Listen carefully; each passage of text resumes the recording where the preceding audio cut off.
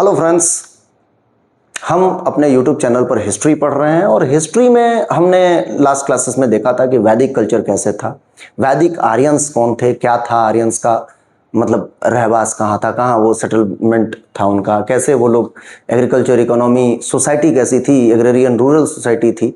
तो ये सारी चीज़ें हमने देख ली और हमने उसमें एक चीज़ देखा था कि जो रूलिंग टेंडेंसी में अगर हम देखें तो जो सबसे ऊंचे लेवल के मतलब जो सबसे बड़ा जो ग्रुप ऑफ पीपल था उसको उनने कहा था जन। ये आपको पता होगा, जनाज या जन। मैं हिंदी में लिख देता हूं, आपको याद रहेगा, जन। ऐसा नहीं, ये जन है ना। और हमने इसके साथ ये भी देखा कि ये जन जो था वो सबसे मतलब टॉप पे था, मतलब सबसे बड़ी अगर रूलिंग की इकाई हम देखें, यूनिट देखें तो जन था। उसके बाद ग्राम, कुल, विश, ये सब हमने देखा था।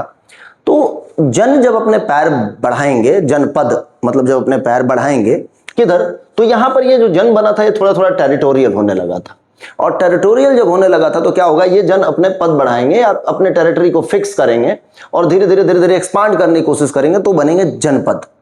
और जब ये जनपद आपस में और मतलब लड़े भिड़ेंगे या एक दूसरे को कॉन्कर करेंगे, इनकी मतलब महत्वाकांक्षाएं बढ़ेंगी, तो ये क्या कर लेंगे, धीरे से महाजनपद में बनाएंगे या महाजनपद में कन्वर्ट हो जाएंगे। जैसे मान लो कि एक जन ए है, एक जन बी है, ये दो छोटे छोटे जन हैं और ये दोनों मिलकर के एक हो गए तो ये बन गया महाजनपद। फिर ये महाजनपद फिर आपस में और टेरिटोरी बढ़ाते जाएंगे। होता क्या है, इसके बेस को अगर हम देखें तो अगर आप थोड़ा सा मतलब हिस्ट्री पढ़े हैं और चीज़ें को थोड़ा इन डेप्थ देख रहे हैं तो आपको ये चीज़ पता होगा कि 1000 BC में इंसान ने बड़ा खतरनाक काम किया। 1000 BC में इंसानों ने क्या ढूंढ लिया, आयरन ढूंढ लिया, है ना। और ये आयरन की खोज होते ही मनुष्य जो सिर्फ खेती किया करता था, आप यूं समझ लीजिए एग्रेरियन सोसाइटी में बिलोंग करता था, थोड़ा बहुत जानवर तो पहले से ही पालता था, कैटल फार्मिंग करता था। अब वो क्या करेगा, सबसे पहले लोहा मिलते ही अच्छी क्वालिटी का प्लाव बनाएगा। प्लाव मतलब आप ये कह सकते हैं कि हल बनाएगा और उस हल से खेती करने लग जाएगा बहुत तगड़ी वाली। और जब वो खेती करेगा, खाने की समस्याएं खत्म हो जाएंगी तो वो देखेगा कि हाईली फर्टाइल लैंड कहाँ है। और आप जानते हैं कि जब वैदिक कल्चर हमने देखा था तो ग्रीक वैदिक कल्चर की बात कर रहा हूं मैं, तो वो थे सप्त सिंधु, मतलब इंडस के और उसके आसपास की 7 नदियों के आसपास थे वो लोग। तो सप्त सिंधु में बसे थे, पंजाब वाला रीजन या उसके आसपास का पूरा रीजन। फिर एकदम से क्या होता है कि वो लोग 1000 में मतलब लेटर वैदिक एज में 1000 में क्या करते हैं, आयरन ढूंढते हैं। और आयरन ढूंढते हैं, उनके टूल्स जो होंगे वो शार्प हो जाएंगे और इस शार्प टूल से ये क्या करेंगे, फॉरेस्ट काटने लग जाएंगे। और फॉरेस्ट सबसे ज्यादा जहां पे उपजाऊ भूमि, cultivated land, highly cultivated land, वहां पर क्या होगा, फॉरेस्ट बहुत डेंस होगा। तो इनने खूब तेजी से फॉरेस्ट काटा और वो कल्टिवेटेड लैंड का ये यूज करने लग जाएंगे एग्रीकल्चर के लिए। और वो जगह क्या है, तो गंगेटिक प्लेन। तो आप मोस्ट ऑफ द जो महाजनपद देखोगे उनका डेवलपमेंट कहां हुआ, तो वो गंगेटिक प्लेन में हुआ। और ये महाजनपद एकदम से नहीं आया, पहले ये जन बना था, जन से जनपद, और मतलब वहीं जनपद, जन ने अपना एक्सपांशन स्टार्ट किया और वो फिर लड़ के महाजनपद। क्योंकि जन के जो लोग थे वो कबीलाई लोग थे, मतलब ट्राइबल कम्युनिटी के लोग थे जो 50-100 की ग्रुप में रहा करते होंगे और एक दूसरे से थोड़ा बहुत तो लड़ते रहा करते ही होंगे। तो इस तरीके से क्या होता है कि जनपद जो है वो महाजनपद में, और महाजनपद में मोस्ट ऑफ द महाजनपद जो मिलेंगे ये मिलेगा हमें कहां पे, तो गंगेटिक प्लेन में, गंगा यमुना के मैदान में। ये आपको याद रखना होगा, क्वेश्चन पूछा जाएगा। हाँ, नो डाउट एक आध महाजनपद ऐसे हैं जो गंगा मैदान से दूर हैं, पर हाँ ठीक है, मोस्ट ऑफ मतलब क्या है, ज्यादातर लोग वहीं बसे जहां भी उनको हाईली फर्टाइल लैंड मिला। और इसमें फिर आप देखेंगे कि मगध जो है उसका उत्कर्ष होगा। तो मगध हम लोग बहुत बाद में देखेंगे। मैंने यहां पर आपको पहले ही बता दूं कि कुछ चीजें स्लाइड में डाली है, कुछ चीजें मैंने नोट कर रखा है और बुक भी इधर पटक रखा हूं। तो आपको जो चीजें बुक में अंडरलाइन है मेरे पास कि कौन सी चीजें, मैं कुछ भी रिस्क नहीं लूंगा आपके साथ कि आपके फैक्ट्स कहीं गलत हो जाए कुछ भी। तो मुझे चीजें याद हैं, लेकिन फिर भी मैं आपको कहीं लगेगा तो वो बुक के साथ चलेंगे हम लोग, कहीं भी मतलब एक भी पॉइंट को हम गलत करने की कोशिश ना करेंगे। मेरा पूरा प्रयास रहेगा कि आपको महाजनपद की जो अंडरस्टैंडिंग है वो डेप्थ में मिल जाए। हाँ, नो डाउट थोड़ा ज्यादा प्रचार प्रसार हो गया पर जरूरी है। अब देखिए महाजनपद का इंफॉर्मेशन कहां से मिलता है, तो आपने देखा लेटर वैदिक एज में बहुत सारे काव्य लिखे गए जिसमें सारे वेदास लिख दिए गए, ब्राह्मण ग्रंथ लिख दिए गए, आपने पढ़ा देखा, हमने बताया आपको। तो बहुत सारे टेक्स्ट लिखे गए और इन टेक्स्ट के साथ साथ 6th सेंचुरी BC में जैनिज्म और बुद्धिज्म आता है। अब आता है मैं इसलिए बोल रहा हूँ उस समय वो बहुत फेमस है, क्योंकि अगर आप बुद्धिज्म से बात करेंगे, जैनिज्म से, तो वो बोलेंगे हम बहुत एंशिएंट मोस्ट हैं, बहुत ज्यादा पुराने हैं। तो मैं उसमें डिबेट में आपको नहीं फंसाना चाहता हूं। मैं बस ये कहना चाहता हूं कि 6वीं शताब्दी BC में बुद्धिज्म जैनिज्म का प्रसार दिखता है। और बुद्ध उसी समय है और महावीर स्वामी जैनों के 24वें या जैन लोगों के 24वें तीर्थंकर भगवान महावीर स्वामी, मैं शब्द अपने ठीक करता हूं, और भगवान बुद्ध दिखते हैं, मतलब एक दूसरे के कंटेम्प्ररी हैं। और फिर जैनिज्म बुद्धिज्म की बहुत सारी टेक्स्ट मिलेंगी। और जब हमने जैनिज्म बुद्धिज्म के टेक्स्ट, मतलब हमने क्या, हिस्टोरियंस ने जैनिज्म बुद्धिज्म के टेक्स्ट को खंगालना शुरू किया, तो उनको अंगुत्तर निकाय एक बुक है बुद्धिज्म की, इसमें सोंडस महाजनपद करके ये मिला। अब चूंकि इनकी भाषा क्या थी उस समय, पाली और प्राकृत दो ही चलती थी। बुद्धिज्म की मेनली भाषा जो है वो पाली है और जैनिज्म की जो मेन भाषा है वो प्राकृत है उस समय।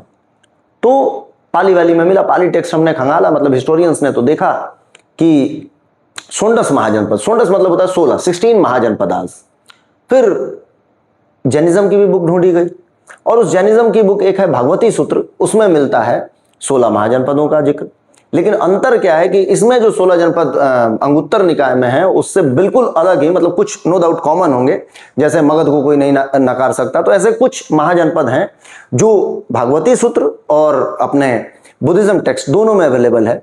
लेकिन ऐसा होगा कि दोनों में मतलब बहुत ज्यादा डिफरेंस देखने को मिलेगा। तो फिर यहाँ पर डिबेट स्टार्ट होगा, फिर उसके पक्ष देखे जाएंगे, विपक्ष देखे जाएंगे, मतलब कुल मिलाकर के उस पर शोध कार्य होगा और रिसर्च के बाद ये देखा जाएगा कि जो सबसे ऑथेंटिक है, मतलब जिसको हमें पढ़ाया जाता है और जो हम आपको पढ़ा रहे हैं, वो है अंगुत्तर निकाय वाला।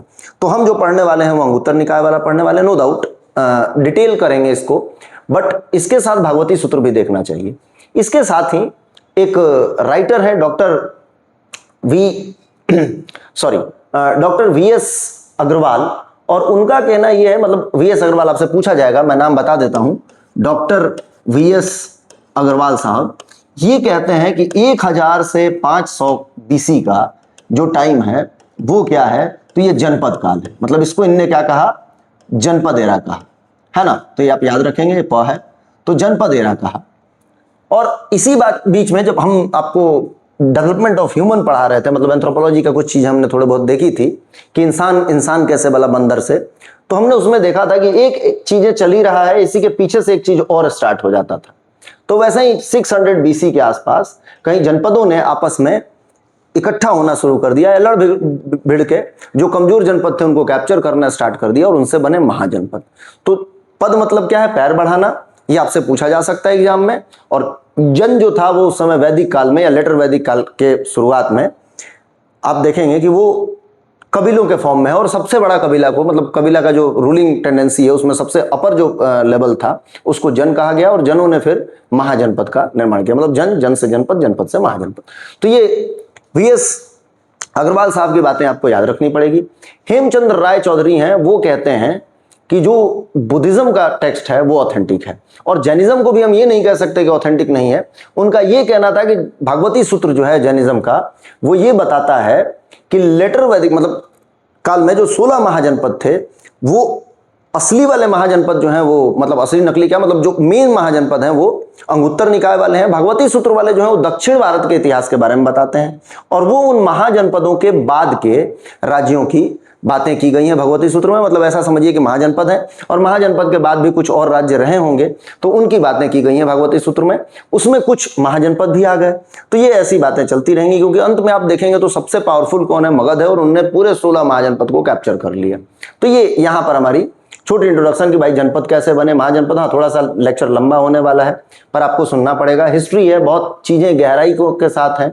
और अब एग्जाम का वो दौर नहीं रहा जब ऊपर ऊपर क्वेश्चन पूछे जाते हैं और आप थोड़े बहुत से खुश हो जाते हैं कि ठीक है भाई 16 महाजनपद कहाँ मिला, तो आपने लगा लिया अंगुत्तर निकाय में, और कौन से जैन टेक्स्ट में भी 16 महाजनपदों की बात की गई है तो आपने धीरे से लगा लिया कि ये अपने भागवती सूत्र में है। तो ऐसे काम नहीं चलेगा। क्वेश्चन ये पूछेगा कि वो 16 महाजनपद कौन है, कैसे हैं। तो देखिए यहाँ पर हम लोग, मतलब मैंने पहले ही बोला था कि अपने पीपीटी का बहुत ज्यादा रोल नहीं है, हमें बहुत सारी चीजें, तो आप पेन पेंसिल लेकर के बैठिए। वीडियो अगर अभी देख रहे हैं तो पॉज कीजिए, पेन पेंसिल उठाइए और जो बोल रहा हूं उनको नोट करते जाना, नहीं तो बार बार वीडियो देखोगे तो आपका भी नेट वेट का प्रॉब्लम रहता है। स्टूडेंट के लाइफ में बहुत सारी चीजें हैं, तो आप नोट करते चलिए। नोट्स आपको मैं प्रोवाइड कर दूंगा, अगर आपको लगे तो ये सारी पीपीटी दे देंगे हम आपको, आप उससे पढ़ लेना, ऐसा कर सकते हो। तो rise of the 16 great kingdom 6th century BC, और इसको बोला गया कि 6वीं से 4th सेंचुरी के बीच में, मतलब सेंचुरी बीसी जो है उसके बीच में महाजनपदों का बहुत तगड़ा उदय हुआ। तो ये आपको याद रखना पड़ेगा। The Indian subcontinent invented a dramatic political transformation. A small tribal settlement gave way to powerful territorial states known as the mahajanapadas. तो जो छोटे छोटे किंगडम्स थे या छोटे छोटे ट्राइबल ग्रुप्स थे जिनको हमने जन बोला, उन जनों ने आपस में लड़ करके या एक रास्ता दिखाया या उनने आगे चल के कन्वर्ट हो गए किसमें, वो लोग महाजनपद में। तो ये आपको याद रखना होगा। द ग्रेट फुटहोल्ड, मैंने पहले ही बताया था कि फुटहोल्ड है ऑफ अ पीपल, क्लियर है। This era set a stage for the rise of empires and spread a new religion and birth classical Indian civilization. तो ये यहां से माना जाता है कि ये इंडियन क्लासिकल सिविलाइजेशन का एक बर्थ है और सेकेंड अर्बनाइजेशन आप कह सकते हो कि इसी की देन है। मतलब महाजनपदास फिर आगे चल के सेकेंड अर्बनाइजेशन के बर्थ के फॉर्म में देखे जाएंगे। तो ये चीजें हैं मोटे तौर पे, इनको ना भी पढ़ो तो याद रखो, लेकिन जो चीजें मैं बता रहा हूं वो बहुत जरूरी है। यहां पर सेकेंड अर्बनाइजेशन इसको माना गया, ठीक है। Turning point in Indian history बिल्कुल है। और आपको ये याद रखना होगा कि मैंने पहले ही बताया कि जो इंडस प्लेन में रहते थे ये लोग, सप्त सिंधु जगह था उनका, मतलब किसका, आर्यों का, उनने अब शिफ्ट कर लिया किधर, गंगा वैली में। तो यहां पर मैं सारी चीजें नहीं पढ़ूंगा, जो मोटी मोटी चीजें इंपॉर्टेंट है वो पढ़ूंगा, नो डाउट। जहां पर बहुत ज्यादा जरूरत है आपको याद करने की, जो लिखने की, वो मैं रीड करता रहा हूं, करते रह जाऊंगा, पूरा रीड नहीं करूंगा। तो देखिए यहां पर क्या है, नॉर्थ वेस्ट इंडस वैली से लोग कहां शिफ्ट हो गए, गंगेटिक वैली में, जैसे बिहार हो गया, यूपी हो गया, बंगाल तक पहुंच जाएंगे। तो ये सारी जगहों पे ये लोग शिफ्ट कर लेंगे, क्लियर है। मध्य प्रदेश हो गया। और गंगा वैली का मतलब ये नहीं है कि सिर्फ वो ये वाला एरिया, गंगा की कोई ट्रिब्यूटरी जाकर के यहां मिलती है और इस ट्रिब्यूटरी में तो ये पूरा एरिया क्या होगा, गंगेटिक प्लेन का पार्ट होगा। तो अगर आप ज्योग्राफी पढ़े हैं तो ये आपको पता होगा, और नहीं पढ़े हैं तो थोड़ा मोटे तौर पर चीजों को याद कर लेना, काम हो जाएगा, क्लियर है। तो देखिए, तो गंगा वैली में लोग पहुंच गए। The first urbanization of Harappa period, और जो पहला अर्बनाइजेशन था वो, मैंने कुछ गलत पढ़ दिया sir, unlike the first urbanization of Harappan period. तो आप जानते हैं जैसा हड़प्पा पीरियड को हम लोग बोलते हैं, मतलब जो इंडस वैली सिविलाइजेशन है या हड़प्पा सिविलाइजेशन है, उसको हम लोग मानते हैं भारत का पहला नगरीकरण, मतलब पहली बार अर्बन सोसाइटी देखने को मिलती है। वैसे ही फिर यहां से सेकेंड अर्बनाइजेशन इसको माना जाता है। This way was driven by iron technology. तो मैंने बताया था कि ये आर्यों को लड़ाकू आर्य किसने बना दिया, आयरन ने। क्योंकि अब क्या होगा, तलवार बैठ के, अब समझिए कि एक आदमी है, आया है और क्या लेकर के आया भाई, तांबे की तलवार, दिन भर बैठ के घिसा, सामने गर्दन पे रखा, गर्दन ही नहीं काटा। एक ब्रॉन्ज का तलवार, दिन भर बैठ के घिसा, कटा ही नहीं। ना पेड़ कट रहा है, ना इंसान कट रहा है, ना जानवर कट रहा है।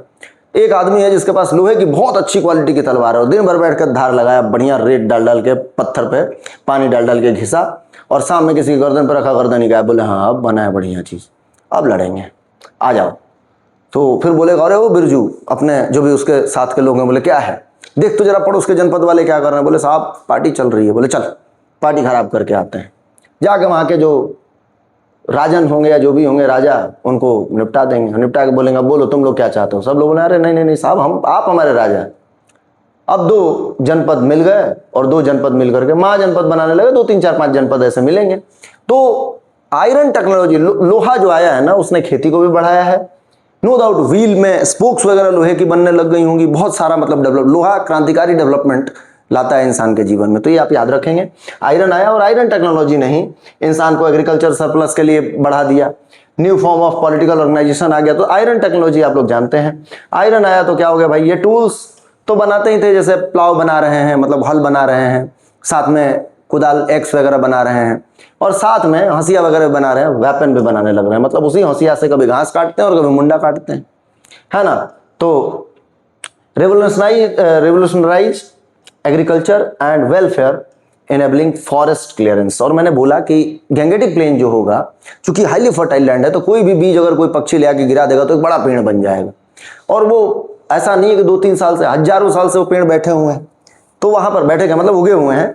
तो वहां पर क्या होगा कि पेड़ काटना मुश्किल है, आप कॉपर से नहीं काट सकते, ब्रॉन्ज से नहीं। तो आयरन आते ही इन्हें धड़ाक से साफ किया होगा, और साफ किया तो बढ़िया हाईली फर्टाइल लैंड, खूब खेती, खूब प्रॉस्पेरिटी, और खूब खेती है, खूब खाना है तो खूब लोग होंगे, और लोग होंगे तो फिर वो आपस में एक दूसरे को पीटेंगे, क्योंकि जहां पर 4 लोग रहेंगे वहां लड़ाई होनी ही है, ठीक है। तो एग्रीकल्चरल ग्रोथ हो गया भाई, बेटर टूल्स ने एग्रीकल्चरल सरप्लस को बढ़ा दिया, और इससे क्या हो गया, लार्जर पॉपुलेशन को खाना मिलने लग गया, लोग खूब पॉपुलेशन बढ़ाएंगे और सभी लोग जाकर के वहीं बसना चाहेंगे जहां पर खूब एग्रीकल्चरल लैंड है। ठीक है, तो ये सारी चीजें याद रख लेना। जनपदास टू महाजनपदास, तो small clan based janapadas, foothold of people, ये मैंने बता दिया आपको।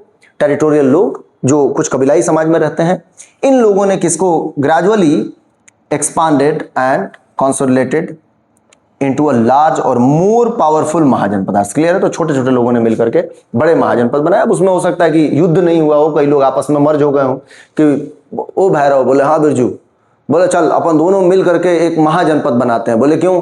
अपन तीसरे को पीटेंगे। तो बोले किसको? तो वो उधर बबलू पहलवान रहता है उसको पीट देते हैं। तो ये ऐसी कहानी भी चलती होगी, मतलब आपस में कॉन्फेडरेशन हो रहा है, टेरिटरी हो रही है, ट्रीटी हो रही है, या टेरिटोरियल फाइट हो रहा है, किसी भी तरीके से जनपद आपस में मिले और महाजनपद बना। क्लियर है? हाँ, नो डाउट इसमें लड़ाई है, ये तो कंफर्म है, क्योंकि लोहा आया है तो लोहा तो लेगा, और लोहा आया है तो लोहा लगेगा, और लोहा लगेगा, लोहा लगना मतलब आप जानते ही हैं, हिंदी अगर पढ़ते हैं तो पता होगा। तो फीचर ऑफ द महाजनपदास क्या है? तो Mahajanapadas were not simply larger village, they represent an entirely new form of political and social organization. मैं तेजी में इसलिए रीड कर रहा हूं कि आपको बता चुका हूं कि एक नया पॉलिटिकल और सोशल ऑर्गेनाइजेशन आ रहा है जिसको महाजनपद बोला जाएगा। ठीक है, ये याद रखना। यहाँ पर टेरिटोरियल कंट्रोल हो गया, मिलिट्री पावर आ जाएगा भाई। जब लोहा होगा, खाना होगा, तो लोग मिलिट्री में कन्वर्ट होंगे, आपस में लड़ने के लिए तैयार होंगे, राजा जी अपनी सेना रखने लग जाएंगे।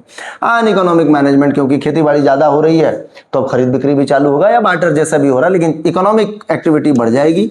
ठीक है, अब इसमें टेरिटोरियल स्टेज क्या है? तो आप देखिए स्टेटस क्या है या स्टेट्स क्या हैं। तो ये देखिए, each Mahajanapada control a defined geographical territory with fix borders. तो मैंने पहले ही बताया कि ये महाजनपद है, इसने अपनी फिक्स कर ली। जैसे मान लो ये मगध है, तो मगध की टेरिटरी फिक्स है। ठीक है, उसके बाद आप वैशाली देख लो या जो भी देख लो, उनकी टेरिटरी फिक्स हो जाएगी, और टेरिटरी फिक्स होगी तभी तो अश्वमेध यज्ञ करेंगे और फिर लड़ाई बड़ाई करेंगे। ठीक है, राइज ऑफ मोनार्की, तो यहां से राजा जी दिखने लग जाएंगे, और राजा जी मतलब क्या? राजा का बेटा राजा बनेगा, और इस तरीके से मोनार्किकल सिस्टम डेवलप्ड हो जाएगा। और most Mahajanapadas were ruled by powerful king who claim divine sanction royal authority grieve stability support enemies taxation and loyal bureaucracy. कुछ भी नहीं, मैं मोटे तौर पे आपको बताता हूं। देखिए, अंगुत्तर निकाय जो है ना, उसके अकॉर्डिंग हम देखें तो अंगुत्तर निकाय में 16 महाजनपद जो है ना, उसमें दो तरह के महाजनपद मिलते हैं। मतलब आपको याद रखना है कि ये 16 महाजनपद में दो तरह के महाजनपद मिलते हैं। एक मिलता है रिपब्लिकन और एक मिलता है मोनार्किकल। अब ये रिपब्लिकन जो है ना, इसमें क्या है? तो यहां पर दो तरह की बातें मिलेंगी, गण और संघ मिलकर के राज्य करते हैं, या जो राजा है या रूलर जो है ना वो इलेक्टेड होंगे। जैसे आज हम लोगों ने गणतंत्र अपनाया है, तो गणतंत्र है, रिपब्लिकन सिस्टम है, तो क्या होता है? इलेक्शन होता है। तो यहां पर भी इलेक्शन होगा। और अब दो तरह के राज्य हैं, मतलब कहां पे? अंगुत्तर निकाय में कितने तरह की राज्यों की बात की गई है? तो दो तरह की, एक रिपब्लिकन और एक मोनार्किकल। मोनार्किकल मतलब राजतंत्र होता है, जहां पर राजा है और राजा का बेटा राजा बनता रहेगा। हो सकता है कि ये भी पहले मोनार्किकल रहे हो, बाद में रिपब्लिकन बन गए हो। तो ये चीजें आपसे पूछी जाएंगी। और इसमें एक चीज और इंपॉर्टेंट है कि मोनार्किकल राज्य ज्यादा थे। मतलब मोटे तौर पे अगर देखा जाए तो 14 राज्य ऐसे हैं जो मोनार्क को फॉलो करते हैं, मतलब राजतंत्र को, और 2 राज्य ऐसे हैं जो रिपब्लिकन को फॉलो करते हैं। तो ये बहुत ज्यादा इंपॉर्टेंट है, आपको याद रखना पड़ेगा, क्वेश्चन आपसे पूछा जा सकता है। वज्जी और मल्ल 2 राज्य हैं जो कौन है? रिपब्लिकन है। अब मैं वज्जी और मल्ल पे फोकस क्यों कर रहा हूं? तो देखो, ये 14 लोग हैं, 14 लोगों के नाम याद रखो, और टोटल मिला के 16 लोग हैं। तो इससे अच्छा है कि 2 का नाम याद रख लें, वज्जी का और मल्ल का। और यहां पर बाकियों को जो बोले 16 में से जो रेस्ट है वो कौन है? तो मोनार्किकल है, मतलब यहां पर राजा जी हैं, राजतंत्र है ना। तो ये चीज ऐसा, मतलब हिस्ट्री को रटना तो है, मैं मना नहीं कर रहा हूं, पर रटने से ज्यादा वहां पे दिमाग लगाना है कि कहां पे मैं स्मार्ट वर्क करके चीजों को ज्यादा खींच सकता हूं। तो 16 महाजनपद आप रटोगे, 16 महाजनपद रटना ही है आपको, तो वो 16 महाजनपद आपने रट लिए। और रटने के बाद आपने 2 देख लिया, वज्जी और मल्ल ऐसे हैं जहां पर क्या है कि रिपब्लिकन सिस्टम लगा हुआ, रेस्ट जो 14 हैं वो कौन है? तो वहां पर राजा जी हैं, और राजा जी के बेटा भी राजा जी बनेंगे, ऐसे याद रख लीजिए। क्लियर है? तो देखिए, राइज ऑफ ये, तो यहां पर 2 तरह के राज्य हैं, किसमें? अंगुत्तर निकाय के तहत। तो ये आपको याद रखना है। 16 राज्यों की बात की गई, मतलब 16 महाजनपदों की बात की गई है। राज्य मैं बार बार बोल रहा हूं, आप थोड़ा करेक्ट रखना। आयरन वेपन जो है ये बहुत खतरनाक चीज है। आयरन आया, और आयरन आने से क्या हो गया? इंसान लड़ाकू बन गया, एक दूसरे को मारने लग गया। उसके व्हील्स, स्पोक्स, बैलगाड़ी, घोड़ा गाड़ी जो भी वो बनाते थे, चैरियट वगैरह, वो बढ़िया बनने लग गए। वारफेयर की बातें होने लग जाएगी। ये वेलफेयर बोल रहा हूँ मैं, वारफेयर की बातें, मतलब एक दूसरे को कूटने के चक्कर में लगे रहेंगे। बोले क्यों, रथ है, तेज दौड़ा के ले चलो, तीर बना लो, आगे लोहे की टिप लगाओ, मारो, सीधे छाती में घुस जाएगा। और क्या करना है, तलवार। राजा जी बैठ कर सवेरे उठते होंगे, बढ़िया एकदम तलवार में धार लगाते होंगे। बोले क्या, आज पड़ोसी राज्य को काटूंगा।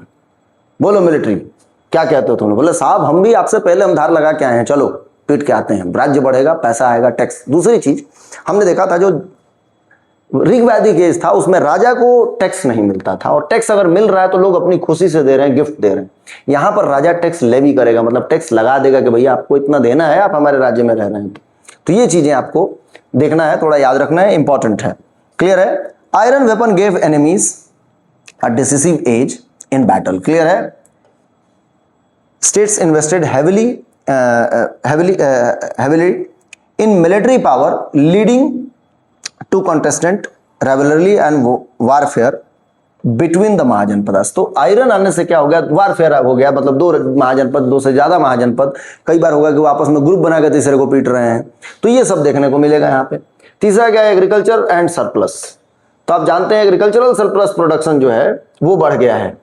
Royal treasuries and supported arisen communities enable long distance trade. और जब हमारे पास खाने और चीज़ों, खाने के अलावा बचने लग जाएगा तो हम क्या करेंगे, उसको बेचेंगे।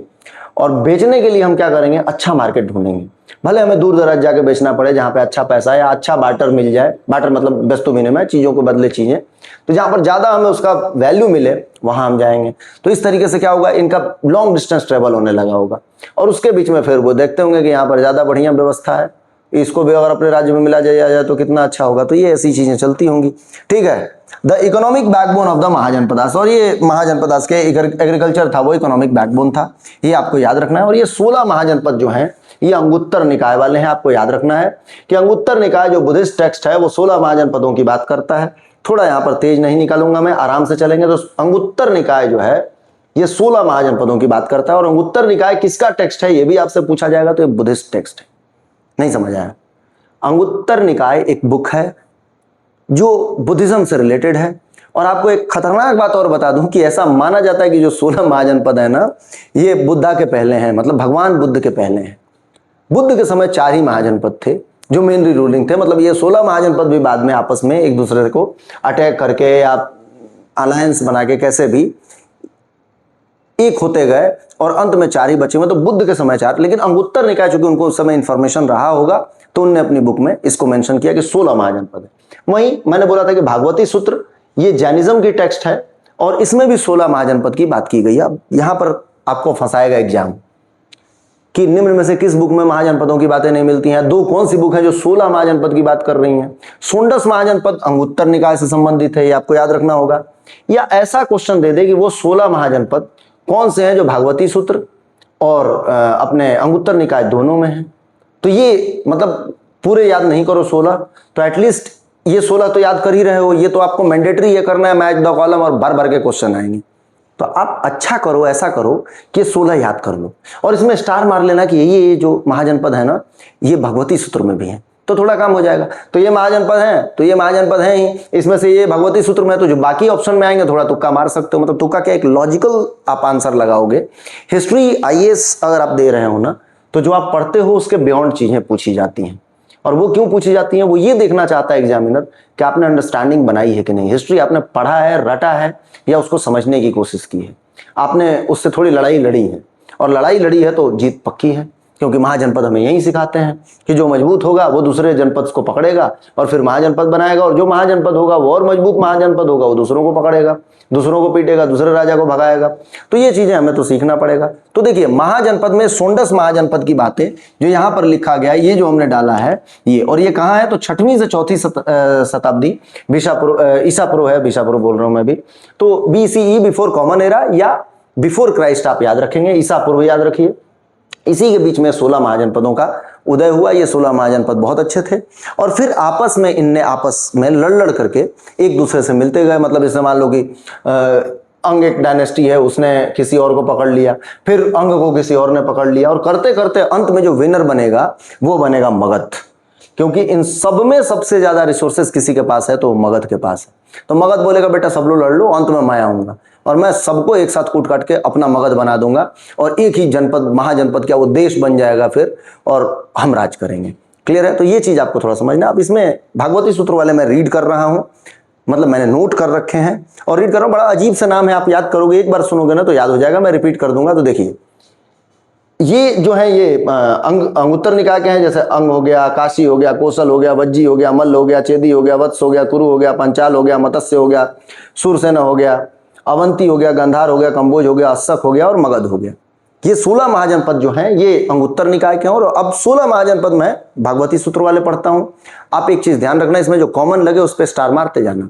आपके नोट्स में वीडियो यहाँ पे रोक लीजिए, इन 16 महाजनपदों को पहले आप नोट कर लीजिए और इसके साथ फिर भागवती सूत्र वालों को टिक मार लीजिए कि ये कॉमन है। तो देखिए भागवती सूत्र में नाम क्या है, तो नाम देखना, बड़ा बढ़िया नाम है, एक बार मंत्र जैसा याद हो जाएगा।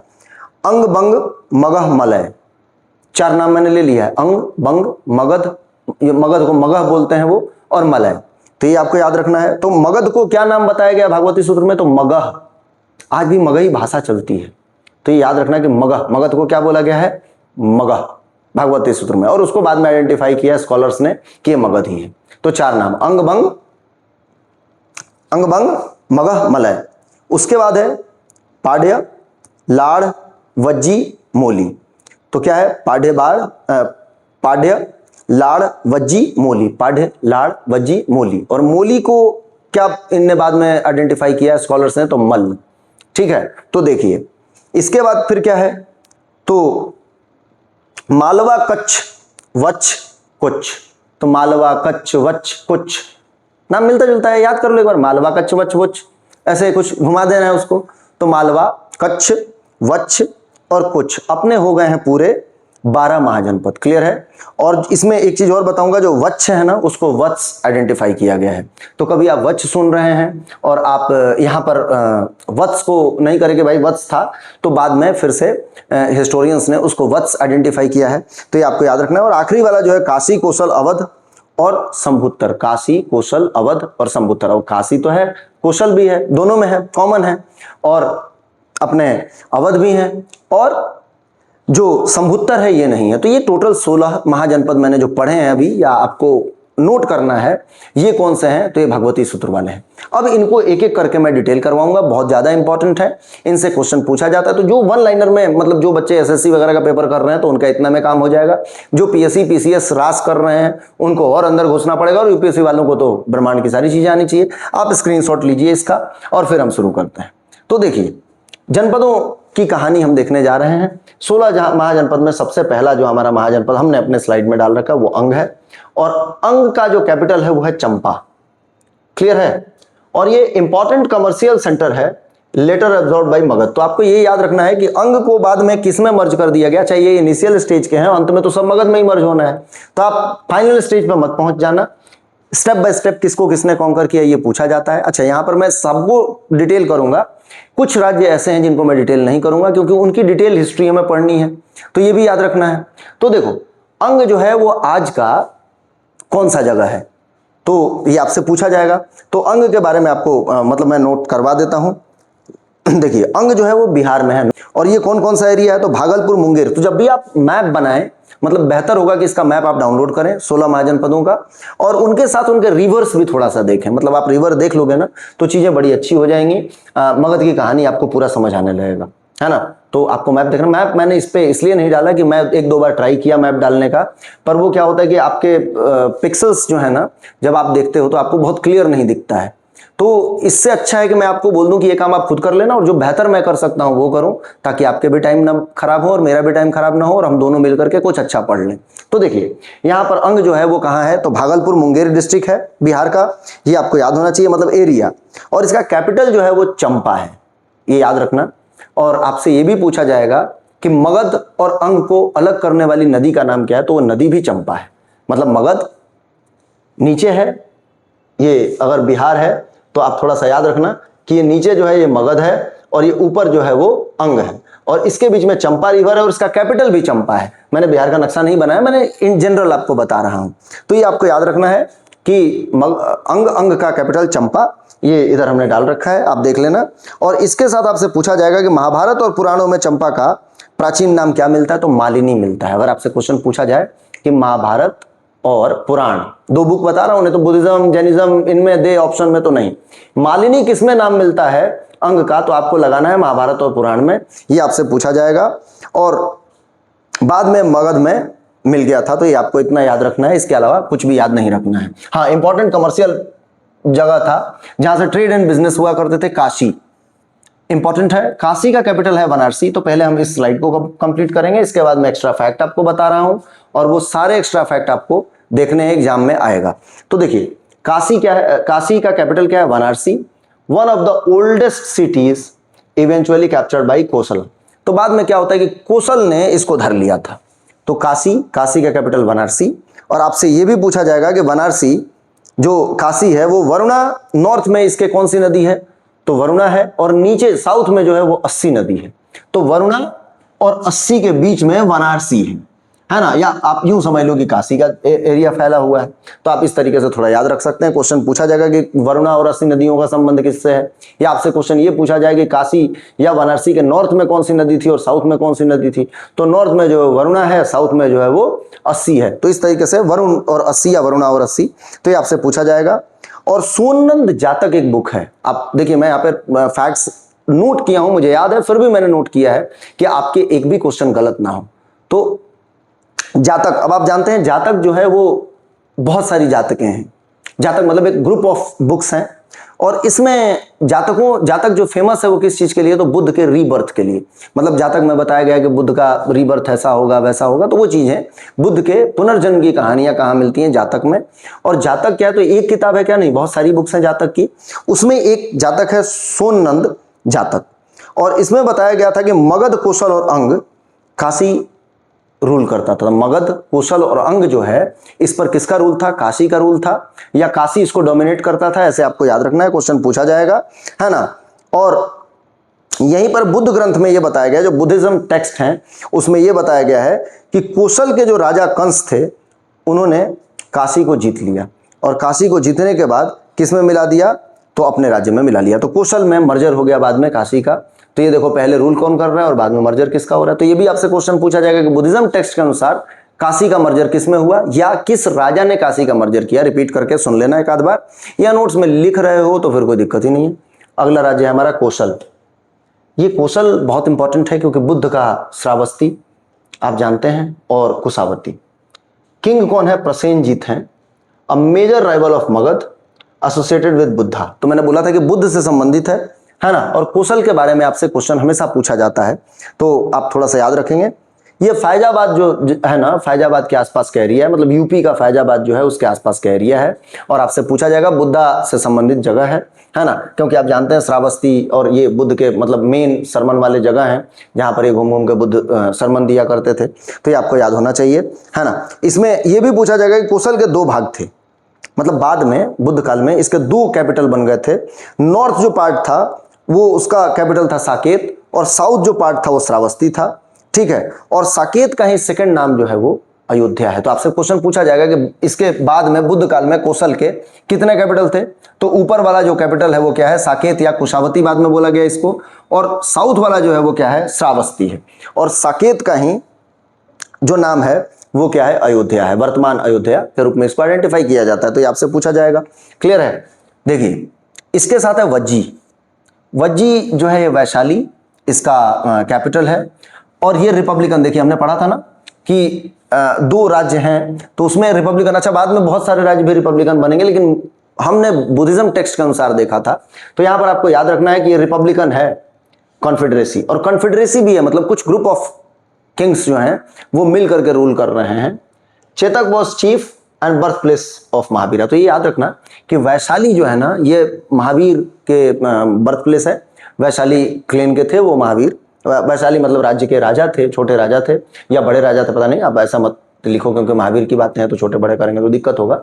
महावीर के जो भैया थे, और महावीर जो थे नंदीवर्धन, उनसे ये आज्ञा लेकर के आए थे बाद में, मतलब अपने एस्थेटिक लाइफ में गए थे। तो ये आपसे पूछा जाएगा कि महावीर का बर्थ प्लेस क्या है, तो वैशाली, क्लियर है।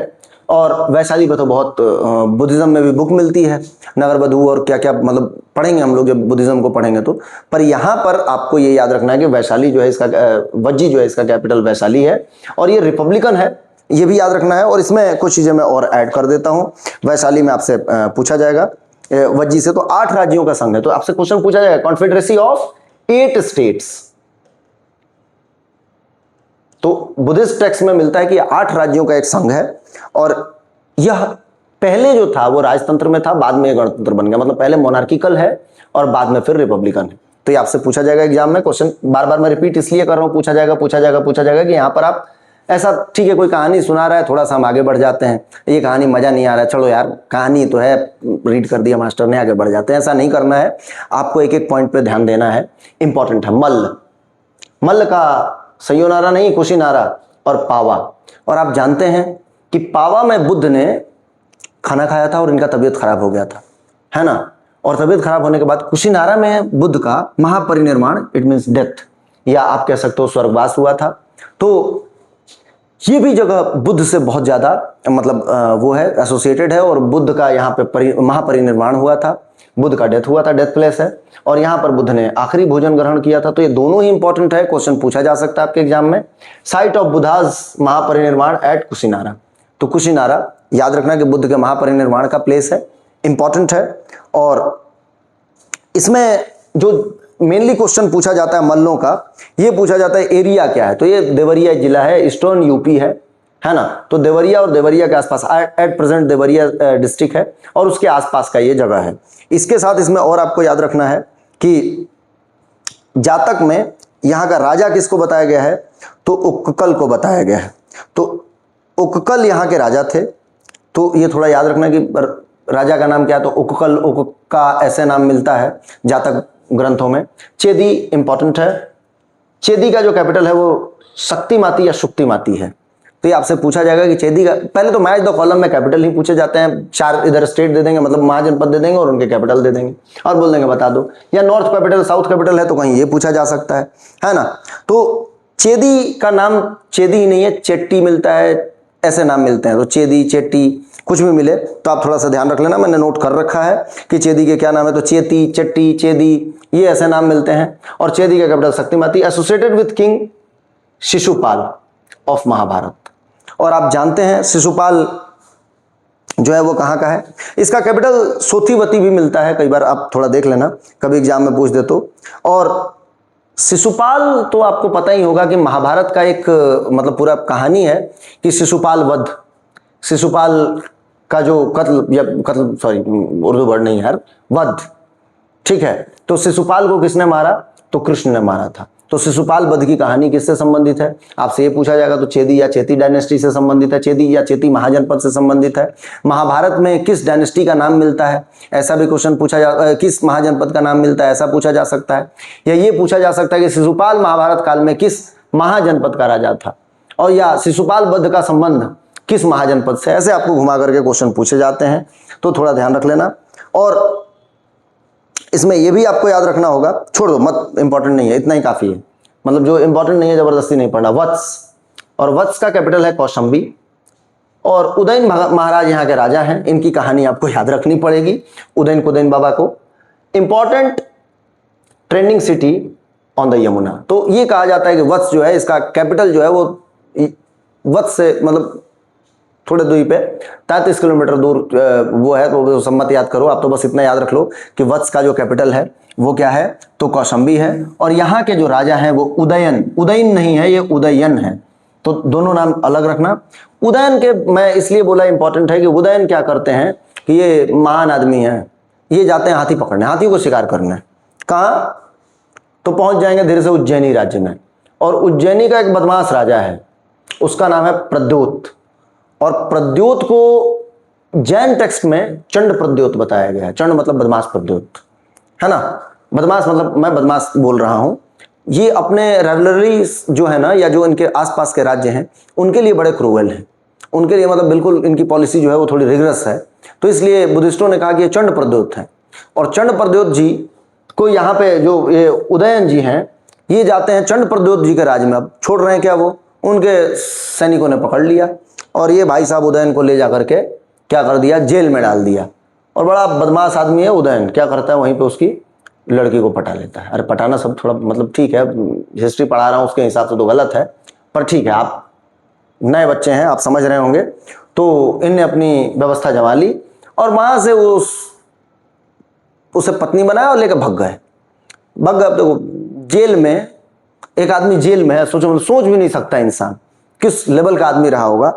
जेल में बंद हो और वहां पे गर्लफ्रेंड बना रहे हो और गर्लफ्रेंड को लेकर जेल से भाग भी रहे हो, फरार हो रहे हो सकता है पकड़ाए हैं इसीलिए हो कि अब की बार जिला पार आ गए। अब प्रद्योत जी को पता चला बिटिया तो चली गई, राजा है ही, शादी कर ही लिया है, क्या मालूम कल को आक्रमण भी कर दे। तो ऐसा करते हैं, आज्ञा देते हैं कि बच्चा खुश रहो, हम तुम्हें आज्ञा देते हैं, तुम शादी कर लो, हम तुम्हारी शादी को स्वीकार करते हैं। तो चंड प्रद्योत जी यहाँ पर शादी को एक्सेप्ट करते हैं। ये कहानी आपको मिल जाएगा किसी भी हिस्ट्री की बुक में, मैंने इसलिए सुना है कि इंपॉर्टेंट है, थोड़ा याद रख लेना। मतलब कहानी तो इंपॉर्टेंट नहीं है यार, पर हाँ ये पूछा जाएगा किसने किसको बंदी बनाया था, किसके सैनिकों ने उदयन को बंदी बना लिया था। तो चंद प्रद्योत कहाँ के राजा हैं, तो ये उज्जैनी के राजा हैं, या आप यूं समझ लो कि उस समय उज्जैन इनका कैपिटल है, उज्जैनी, वहां पे मालवा रीजन के राजा हैं। तो ऐसे आपको याद रखना पड़ेगा, नहीं तो गड़बड़ हो जाए। तो सूरसेन उस जगह का नाम था, तो सूरसेन के राजा हैं। तो ऐसे आपको थोड़ा बहुत ध्यान रखना चाहिए कि उदयन का कहानी क्या है, कैसा है ना। और अगला जो है हमारा वो है कुरु। और कुरुक्षेत्र के बारे में कौन नहीं जानता है, इंद्रप्रस्थ। तो कुरु ये मेरठ और उसके आसपास का एरिया है, इंद्रप्रस्थ इसका कैपिटल है, और महाभारत एपिक में इसका वर्णन मिलता है, और एंशिएंट वैदिक हार्टलैंड है। तो ये होगा ही भाई, कुरुक्षेत्र कौन नहीं जानता है। तो आप याद रखना कि थानेश्वर वगैरह है, इंद्रप्रस्थ इसका कैपिटल था, ये आपको याद रखना है। और ये भी एक रिपब्लिकन था। तो क्या महाभारत में कोई रिपब्लिकन स्टेट है या महाजनपद है, तो हाँ कुरु है ना। तो ये आपको याद रखना है। इसके साथ बुद्ध के टाइम पे यहाँ का जो राजा थे वो कुरण्य थे, ठीक है। तो बुद्ध के समय यहाँ के राजा कौन थे, तो कुरण्य या कुरव्य दोनों नाम मिलता है। आप जो एग्जाम में आए वो लगा लेना, कुरण्य या कुरव्य। कुरव्य याद रखो, ज्यादा बढ़िया रहेगा। तो कुरव्य यहाँ के राजा हैं बुद्ध के टाइम पे। और पहले तो आपको पता ही है महाभारत की कहानी है। दूसरा पंचाल। तो पंचाल जो है ये अहिछत्र और काम्पिल्य दो इसके कैपिटल हैं, मतलब नॉर्थ होगा अहिछत्र, साउथ होगा काम्पिल, और लेटर एसोसिएटेड विथ कन्नौज, और बाद में ये कन्नौज के साथ जुड़ जाएगा। तो ये आपको याद रखना है क्या, तो पंचाल। और पंचाल के बारे में सिर्फ आपको ये याद रखना है कि बरेली और फर्रुखाबाद का एरिया है, यूपी में आता है। तो मतलब बहुत ज़्यादा इंपॉर्टेंट नहीं है, यहाँ से बहुत सारे इंफॉर्मेशन मिलते हैं, लेकिन वो बहुत काम के नहीं है, आपके एग्जाम के हिसाब से बहुत ज़्यादा इंपॉर्टेंट नहीं थे, तो मैंने उसको स्किप किया है, ठीक है। मत्स्य, तो मत्स्य मच्छ ऐसा नाम मिलेगा इसका, और इसका जो कैपिटल है वो विराटनगर है ना। तो मत्स्य या मच्छ, और ये कहाँ है, तो राजस्थान का जयपुर, अलवर, भरतपुर वाला जो एरिया है ना, वो एरिया है। तो राजस्थान का एक ऐसा महाजनपद जो राजस्थान में था, तो आप याद रखना कि मत्स्य है वो, और विराटनगर इसका कैपिटल है। और यहाँ पे राजा विराट का इंफॉर्मेशन मिलता है कि राजा विराट यहाँ के रूलर थे, और उन्होंने ही विराटनगर की स्थापना की थी। तो ये भी क्वेश्चन याद रखना, किंग विराट है ना, फीचर्ड इन द महाभारत। तो महाभारत में मिलता है कि भाई किंग विराट थे और इनने विराटनगर बनाया था। ये भी याद रखो थोड़ा बहुत, कभी क्वेश्चन पूछ दिया जाए तो क्या मालूम, है ना, तो थोड़ा बहुत। इसके बाद है सूरसेना। मथुरा रीजन है, और मथुरा तो मेरे को नहीं लगता बताने की जरूरत है, एसोसिएटेड विद कृष्णा, अवंती पुत्र वॉज डिसाइपल और बुद्धा। तो ये दो चीजें यहाँ पर इंपॉर्टेंट है, मैं कहानी आपको सुना देता हूं। सूरसेना जो है इसका कैपिटल जो है वो कहाँ है, तो मथुरा है, और मथुरा में यदुवंश का राज्य है, और यदुवंशों के राजा कौन है, तो कृष्ण है। ये चीजें थोड़ी सी मतलब एसोसिएट करना। और कुछ लोग अब बोलेंगे कृष्ण यदुवंशी क्या, अब और वो फालतू बातें, तो वो फालतू बातें नहीं, जो हमारे बुक में दिया हुआ है वो हम पढ़ रहे हैं। यहाँ पर मेरा कहीं भी ये मोटो नहीं है कि मैं आपको वेदों, साहित्यों और बैठ करके डिबेट करूं। मैं डिबेट करने नहीं आया हूँ यहाँ पर। आपको जो हमारे हिस्ट्री के बुक में इंफॉर्मेशन है वो मैं आपको कोर इन्फॉर्मेशन 4-5 किताब पढ़ लीजिए, और उसके बाद जो कोर इन्फॉर्मेशन बनता है कि ठीक है एग्जाम पॉइंट ऑफ व्यू से इंपॉर्टेंट है वो बता रहा हूँ। तो यहाँ पर कहीं भी डिबेट नहीं, क्लियर है, तो याद रखेंगे। अब सूरसेन मथुरा का, इसमें इंपॉर्टेंट है यूनानी जो राइटर्स थे उन्होंने सूरसेन को क्या बोला है, तो सूरसेनोई। क्वेश्चन पूछा जाएगा कि यूनानी राइटर्स ने सूरसेन को, या यूनानी टेक्स्ट में सूरसेन का नाम क्या मिलता है, तो सूरसेनोई, पहली बात। दूसरी बात, जो मथुरा का नाम मिलता है वो मैथोरा मिलता है। तो ये दो नाम आपको याद रखना होगा। सूरसेनोई का मैं स्पेलिंग बोलता हूं,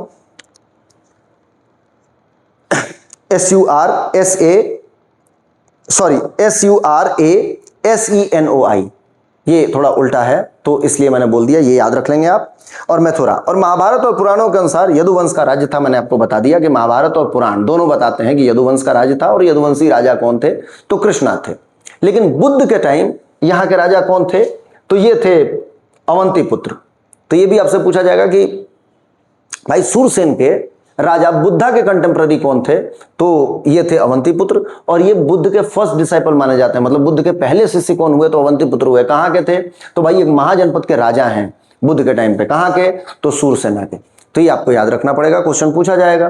ठीक है, अवंती, ये मैं इन डिटेल नहीं करूंगा क्योंकि इसको हमें पढ़ना है, मतलब in detail in the sense कि हमें हिस्ट्री, पूरी हिस्ट्री जो है वो यहीं पे सेंटर घूमती रहेगी, है ना, ये अपना मगध और अवंती। तो यहाँ पर मैं आपका टाइम खराब नहीं करूंगा। अवंती का कैपिटल है उज्जैनी और माहिष्मती, और ये माहिष्मती आप जानते हैं वो बाहुबली वाला नहीं है। माहिष्मती महेश्वर जगह है अभी वर्तमान में मध्य प्रदेश में, वहां से बिलोंग करता है। और ये साउथ कैपिटल था इस जगह का, मतलब नॉर्थ और साउथ, यहां पर फिर से वो दो बातें। तो अवंती के दो कैपिटल, नॉर्थ कैपिटल क्या है, तो आप याद करो उज्जैन, जहां पर उदयन को पकड़ा गया था, है ना, या बंदी बनाया गया था। और दूसरा कैपिटल है साउथ कैपिटल माहिष्मती।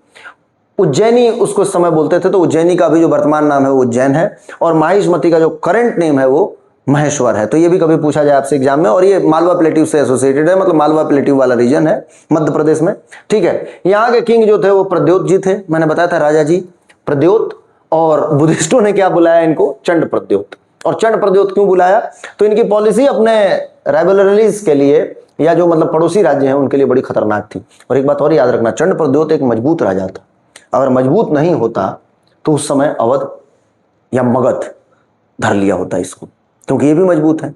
तो अब ये मजबूत क्यों है, तो यहां भी आयरन ओर है, छत्तीसगढ़ और ये छत्तीसगढ़ बोल रहा हूँ, ये मालवा के आसपास वाला रीजन। तो यहाँ पर आयरन ओर है, ओर बहुत अच्छा है। और आयरन ओर उस समय आप देख रहे हो 1000 BC का जो टाइम है, उसमें आयरन तो मतलब वरदान ही भगवान का है। जिसके पास जितना ज्यादा आयरन उतने ज्यादा वेपन, और उतने ज्यादा वेपन उतनी बढ़िया लड़ाई, और उतनी ज्यादा कुटाई दूसरों की। तो आयरन ओर अच्छा है, और आयरन ओर होने की वजह से ये भी मजबूत है, और मजबूत होने की वजह से इन पे कोई रूल नहीं कर पा रहा है, इनको कोई कंट्रोल नहीं कर पा रहा है, इनको कोई कॉन्कर नहीं कर पा रहा है। क्लियर है, तो चंड प्रद्योत इनका नाम बताया गया है। ठीक है, one of the 4 most powerful mahajanapada. और 4 जो हम बाद में भी महाजनपद पढ़ेंगे, तो मैंने आपको हिंट दे ही दिया है, बता ही दिया है कि आयरन ओर है। तो ये 4 महाजनपद जो राइज होंगे बाद में, अंत में बुद्ध के समय 4 ही महाजनपद बचेंगे, तो वो महाजनपद में से एक ये भी होगा। क्लियर है, गंधार। अब ये गंधार जो है ना, ये पाकिस्तान वाला रीजन है। तो आपसे ये भी पूछा जाएगा कि गंगेटिक प्लेन में कौन नहीं है, तो गंगेटिक प्लेन में कौन नहीं है, तो ये तो इंडस प्लेन हो गया। तो ये गंधार है और कंबोज, ये दोनों गंगेटिक प्लेन में नहीं आते। और आप अभी अगर देखो तो ये पाकिस्तान और अफगानिस्तान वाले रीजन में है। ये जो गंधार है, ये तक्षशिला आप जानते हैं, दुनिया का पहला जो यूनिवर्सिटी बना था वो तक्षशिला में ही बना था। तो ये है, और great centre of learning, north west frontier region है ये, नॉर्थ और वेस्ट का मतलब पाकिस्तान वाला रीजन है। इसका अगर जगह कभी आपसे पूछ दे तो थोड़ा बहुत याद कर लेना, वैसे छोड़ भी दोगे तो चलेगा क्योंकि अपने भारत में ये है नहीं, तो इसको इग्नोर ही करो। और कंबोज जो है इसका कैपिटल पूंछ या हाटक है। तो ये दोनों नाम पूछा जाएगा, पूंछ या हाटक है। और फेमस हॉर्स ब्रीडर्स, ये मतलब अपने घोड़े की अच्छी नस्ल के लिए जाना जाता था उस समय, और स्किल्ड कैवलरी सोल्जर्स। तो ये मैं 2 को इसलिए छोड़ रहा हूं कि बहुत अपने भारत में नहीं है, इसलिए एट प्रेजेंट अस्सक या अस्मक, ये बहुत ज्यादा इंपॉर्टेंट है। अस्सक या अस्मक के बारे में आपसे क्वेश्चन पूछा जाएगा। ये इकलौता विंध्यन माउंटेन के नीचे वाला वो है, या आप यूं कह सकते हो कि साउथ इंडिया का इकलौता जो अपना वो है महाजनपद है, वो अस्सक या अस्मक है। कैपिटल क्या है, तो पोटली, है ना, पोटली पुतली ऐसा नाम मिलेगा। तो ये साउथ इंडिया का किस नदी पे है, तो गोदावरी नदी के बैंक पे है, तमिलनाडु में, एट प्रेजेंट तमिलनाडु में। तो ये आपसे पूछा जाएगा, the only mahajanapadas of south India या साउथ ऑफ विंध्यास। तो दक्षिण भारत का इकलौता महाजनपद कौन है, ये अगर आपसे पूछा जाए तो आप आंख बंद करके लगाना अस्सक या अस्मक। ठीक है, ये आपको याद रखना पड़ेगा। इसमें एक चीज और पूछा जाएगा कि यहां पर पुराणों के अनुसार इक्ष्वाकु राजाओं का राज्य था। तो कभी क्वेश्चन पूछा जाए कि इक्ष्वाकु राजाओं का राज्य कहां था, तो भाई अस्सक या अस्मक में था, ये भी याद रखना। और बुद्ध काल में इसको अवंती ने जीत लिया। तो जो बुद्धिज्म का मतलब बुद्ध का एरा आया, उस बुद्धिज्म के एरा में किसको धर लिया गया, तो अवंती ने, मतलब देखो ये जो कहा गया, अवंती ने इसको कॉन्कर कर लिया। तो ये याद रखो, अवंती के कब्जे में चला गया ये, मतलब मध्य प्रदेश के कब्जे में आ गया, मतलब मध्य प्रदेश का एक्सपांशन वहां तक हो गया। मध्य प्रदेश इसलिए मैं बोल रहा हूँ, विंध्यन रीजन है वो, है ना, मालवा प्लेट्यू है, तो उसका एक्सपांशन वहां तक हो गया, ऐसे मैं बोलना चाह रहा हूं। ये याद रखिए, उस समय तो मध्य प्रदेश वगैरह कुछ है नहीं, है ना। आखिरी मगध, इसको भी मैं बहुत ज्यादा फोकस नहीं करूंगा, क्योंकि ये तो मेन हीरो है हमारा, और हीरो को अलग से ट्रीटमेंट मिलना चाहिए, और हीरो को अलग से ट्रीटमेंट मिलना चाहिए। तो मैं बता देता हूं, फिर भी सुन लीजिए। मगध बिहार, ये बर्थ प्लेस ऑफ पॉलिटी और ये सब आप जानते ही होंगे। तो मगध जो है, यहां पर इसका कैपिटल है राजगृह या गिरिब्रज, और 5 माउंटेन्स से घिरा हुआ जगह, मतलब भगवान ने उसको फोर्टिफाई कर दिया है कि कोई हमला ना करे। साथ में झारखंड भर भर के आयरन ओर, तो ये खूब आयरन निकालेंगे और खूब तलवारें बनाएंगे, खूब खेती बाड़ी करेंगे, क्योंकि लोअर गंगेटिक प्लेन तो भर भर के अनाज होता है, खूब पॉपुलेशन भी होगा, अनाज होगा तो लोग खूब खाएंगे पिएंगे, खूब हष्ट-पुष्ट रहेंगे, खूब रिप्रोडक्शन, बहुत सारे बच्चे, है ना, बहुत सारे बच्चे तो खूब सारे सोल्जर, खूब सारे सोल्जर तो पड़ोसी राज्यों की खूब सारी पिटाई, तो पिटाई तो स्टेट एक्सपांशन भर के। तो मगध अपने आप में बहुत सारे इसके यूनिक फीचर हैं। मोटे यूनिक फीचर मैंने आपको यहां बताया है कि इसका कैपिटल क्या है, गिरिब्रज या राजगृह है। Most powerful seat of Haryanka dynasty, और यहां पर हर्यक डायनेस्टी दिखेगा आपको, nucleus of the future empire, और जो फ्यूचर एम्पायर जितने होंगे उन सबका मर्जर किस में हो जाएगा, मगध में हो जाएगा, ऐसे आप याद रखिए। और आपको ये भी याद रखना होगा कि ये करंट में तो पटना और अपने बोध गया या गया वाला जगह है ना। तो मगध उस बिहार में, वर्तमान बिहार में है, तो ये आपसे पूछा जाएगा। मगध को हम लोग अलग से पढ़ेंगे। इसके साथ मैंने आपको बोला था कि 4 जो सबसे पावरफुल किंगडम है, ये किसके कंटेम्पररी है, बुद्ध के समय। तो सभी हिस्टोरियंस का या मोस्ट ऑफ द हिस्टोरियंस का यह मानना है कि 16 महाजनपद जो हैं वो बुद्ध के थोड़े से पहले हैं, है ना। और बुद्ध जब आए हैं तो वो लड़ लुड़ा के ये लोग मेन होंगे, और भी होंगे एक आध, पर मेन जो वहां पर हीरो हैं वो 4 ही हैं। और वो 4 कौन है, तो मगध उसका सुपर हीरो बनेगा आगे चल के। इसके बाद है कोसल, अवंती और वत्स। तो ये आपको याद रखना होगा। While all 16 were significant, 4 emerged as the dominant power। और ये चारों ने क्या किया, सबको डोमिनेट कर दिया, और फिर इन सबको डोमिनेट, इन चारों को भी डोमिनेट कर देगा Magadha. Constantly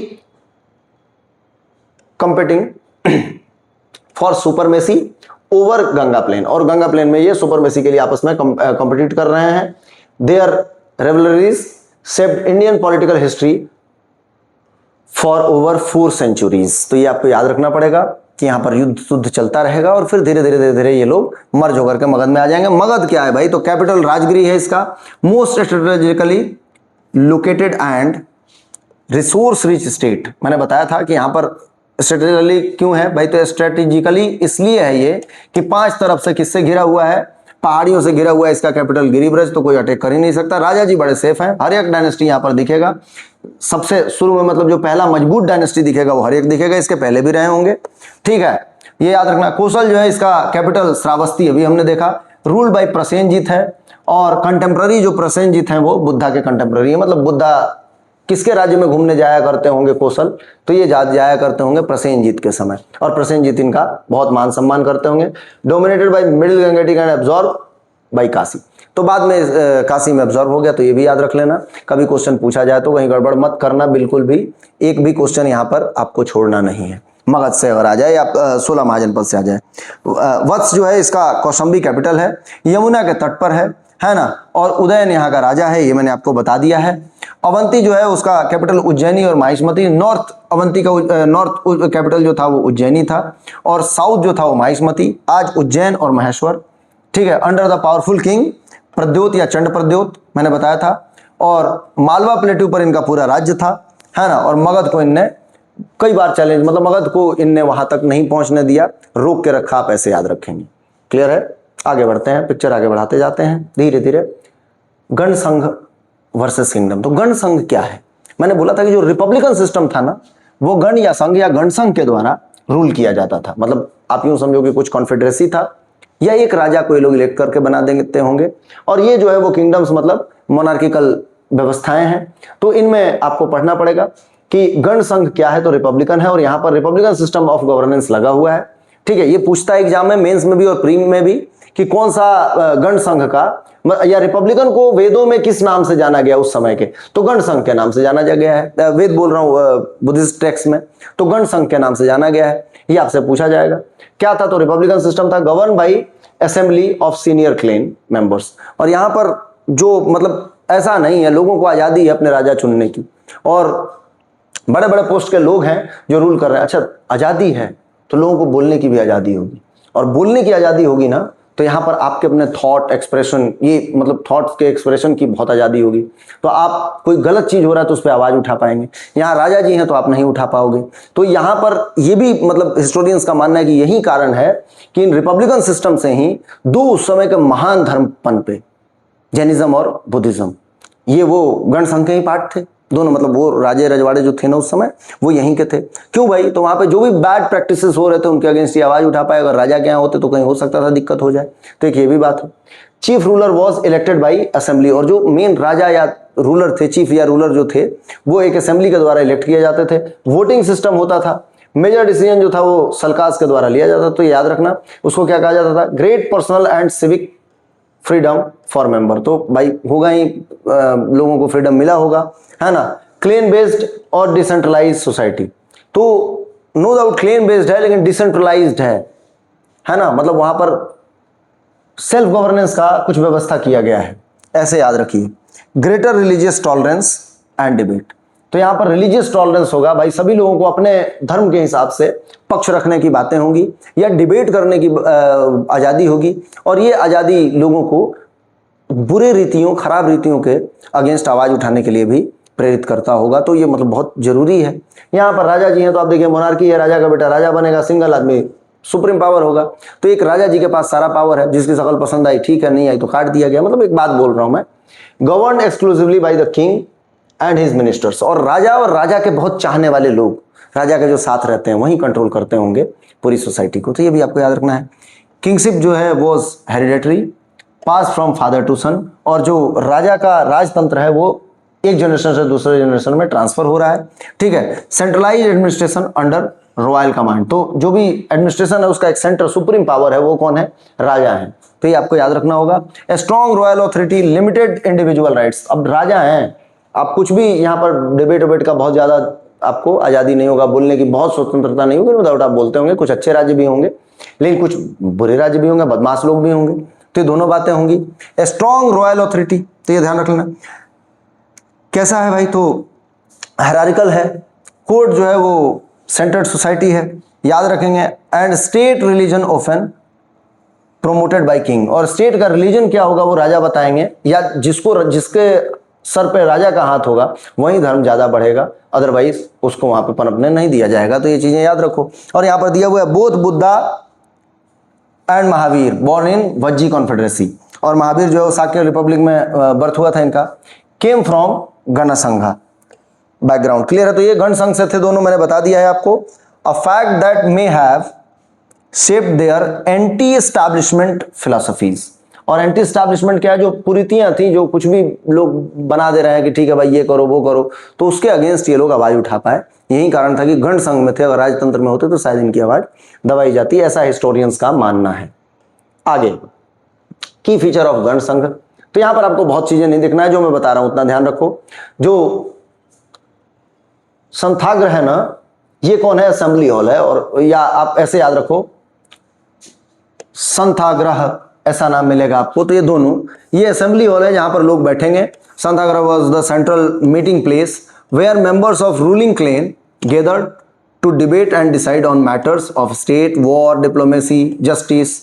it was the heart of republican governments. तो ये रिपब्लिकन गवर्नमेंट्स का एक गवर्नेंस का एक बहुत ही इंपॉर्टेंट जगह है, जहां पर असेंबली होगी, लोग आकर के बैठेंगे, डिसीजन लेंगे, राज्य कैसे चलना है, किस पे इन्वेड किया जाएगा, कहां पे किया जाएगा, क्या कारण है।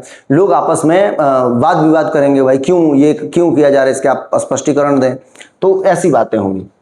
सलखास जो है या सलक्स जो है, ये वोटिंग सिस्टम है, एक मतलब स्पेशल टाइप का, आप यूं समझ लो कि वोट के लिए यूज किया जाने वाला टर्म है ये। Members cast vote using small stick called salakas. तो जो स्मॉल लकड़ी का यूज करते थे या डंडी का यूज करते थे उसको सल्क कहते थे। Designated officer called salaka grahapaka. तो ये ग्राहपका कौन है? वोट कलेक्टर साहब है। तो ये नाम आपको याद रखना पड़ेगा, बाकी ये सब छोड़ देना, ठीक है। इसके बाद है गण पूरक। तो गण पूरक क्या है या गण पूरका? तो गण पूरक आप आज करंट भी चलता है, अगर आप पार्लियामेंट पढ़े हैं, पॉलिटी पढ़े हैं, तो पॉलिटी में पार्लियामेंट में एक टर्म यूज किया जाता है कोरम।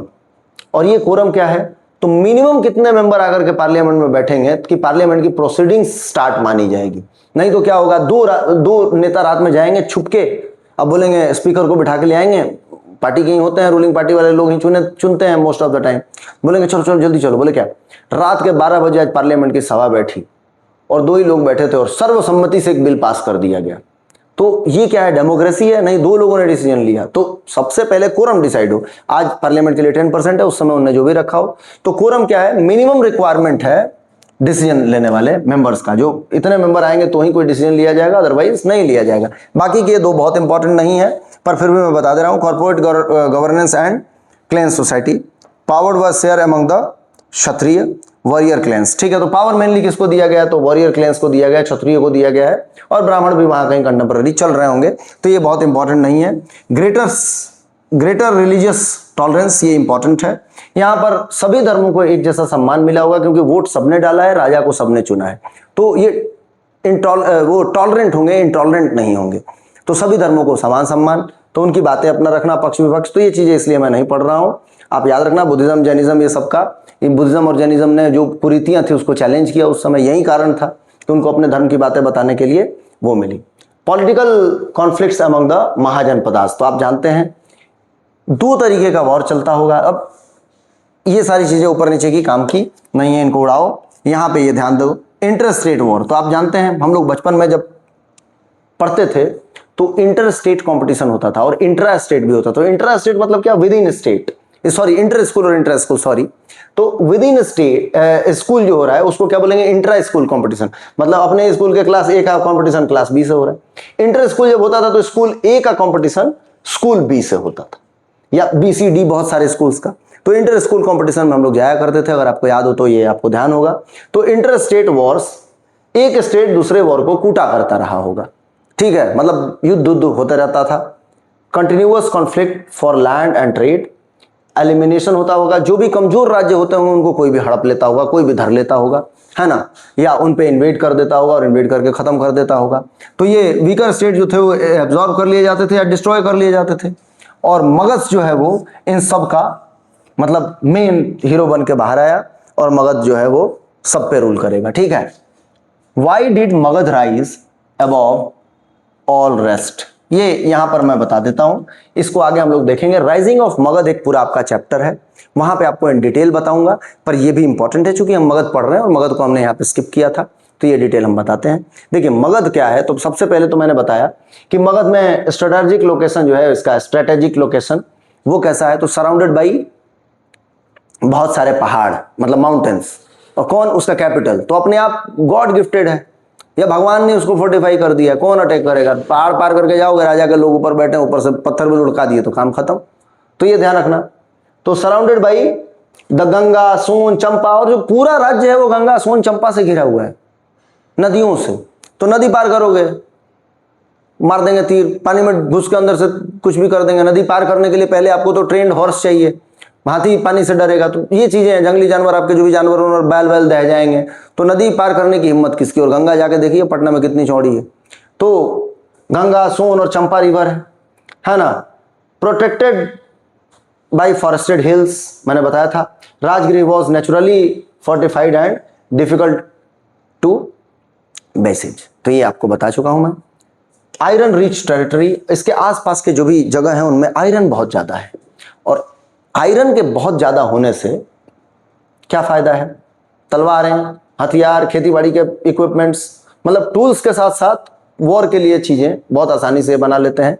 और उससे फायदा किसका हो रहा है? तो मगध का। मगध पूरा हथियारों से लैस है, किसी को कभी भी पीट सकता है। खाने पीने का कोई टेंशन नहीं, क्योंकि हल वल सब कुछ, हंसिया दराती सब बना रखा है इनने। लोहा खूब है तो खूब इक्विपमेंट बनाते हैं, खूब बढ़िया खेती करते हैं, खूब बना के खाते हैं, शरीर बनाते हैं, बॉडी बना के दूसरे को पीटते हैं। तो ऐसे याद रखिए। Forest of Jharkhand Chhattisgarh were abundant iron ore. तो आप जानते हैं झारखंड और छत्तीसगढ़ में ये मगध के पार्ट हैं दोनों। Give Magadh near monopoly on iron weapons and agricultural tools. तो यहाँ पर मोनोपोली हो गया, बना के बेच भी रहे होंगे, जो खराब रहता होगा, जैसे मान लो कोई बहुत बढ़िया आयरन मिला तो उसका अपने लिए राजा के लिए बनेगा, और जो थोड़ा खराब आयरन है उसको बनाकर दूसरे राज्य में बेचो, पैसा आएगा, राज्य तो मजबूत हो ही रहा है ना। तो मगध के राइज होने का बहुत बड़ा कारण है।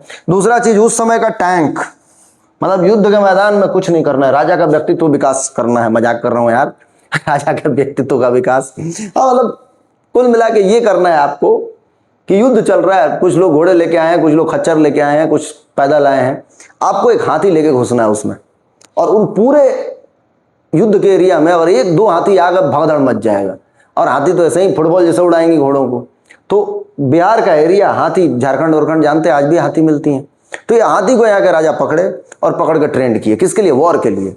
और वॉर फील्ड में जब हाथी उतरेगा तो मामला अलग ही होगा, अलग पिक्चर का, मतलब लोग बताएंगे जाकर के मगध के राजा आए थे। जो युद्ध हम सोच रहे थे कि महीनों चलेगी, 5 मिनट में तो हाथियों से सबको उठा उठा के फेंकवा दिया, काम खत्म हो गया। तो देखिए, the forest around Magadha provided ready supply of war elephants, clear है, and ancient equipment of tanks, याद है?